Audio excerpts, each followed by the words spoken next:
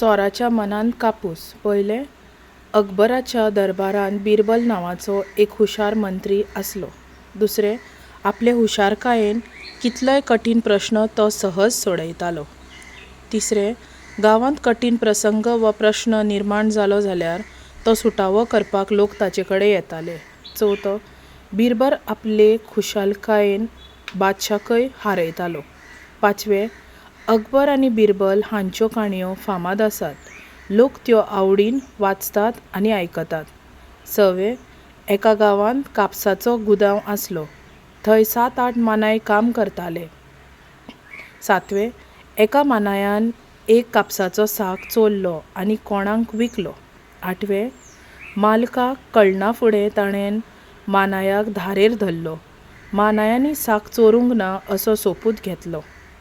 णवें, शेवटाक बिरबलान सगळ्या मानायांक आपोवन वळीन उबे केले. धावें, बारीकसाणेन नदर मारून बिरबल व्हडान हांसूंक लागलो आनी मालकाक म्हणलें, ज्या मानायान साक चोरला तो आपल्या मुंडशा वयल्यान हात भोंवडावंक विसरला.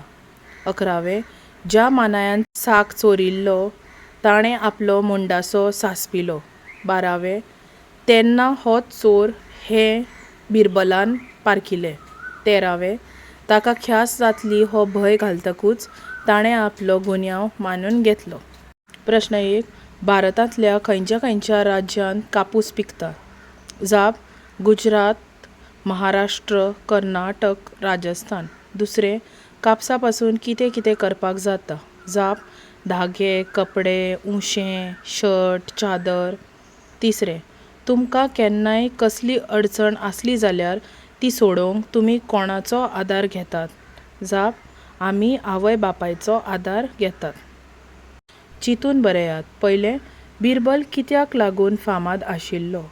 जाप: बिरबल गांवांत कसलोय कठीण प्रसंग वा प्रश्न निर्माण जालो जाल्यार तो सुटावो करपाक लोक ताचे कडेन येताले.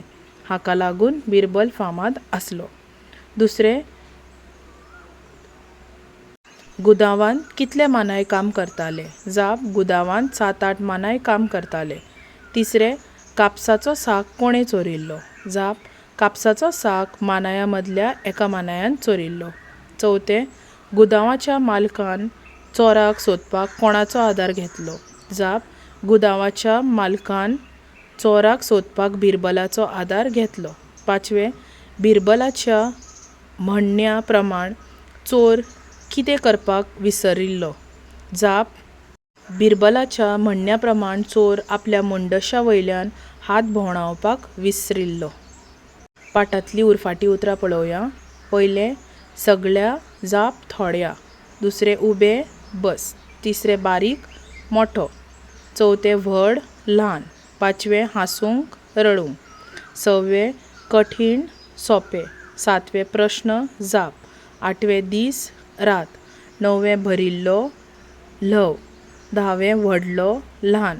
11वें, सामकार, फाटल्यान. सकयल दिल्लीं वाक्यां शुद्ध करून बरयात. अकबर आनी बिरबल हाच्यो बऱ्योच काणयो फामाद आसात. हातूंत कितें चुकलां तें सारकें करपाचें. हांवें तेंची जाप तेंच्या सकयलूच बरयल्या तर ती तुमी पळोवपाची. कोणी कोणाक म्हटलें, तो साक हांवें चोरूंक ना. जाप: मानायांनी बिरबलाक म्हणलें. दुसरें, ताका लागून ताची चोरी सांपडली. बिरबलान शेटीक म्हणलें. कोणें कोणाक म्हणलें? पयलें, तो साक हांवें चोरूंक ना. जाप: मानायांनी बिरबलाक म्हणलें. दुसरें, ताका लागून ताची चोरी सांपडली. जाप: बिरबलान शेटीक म्हणलें.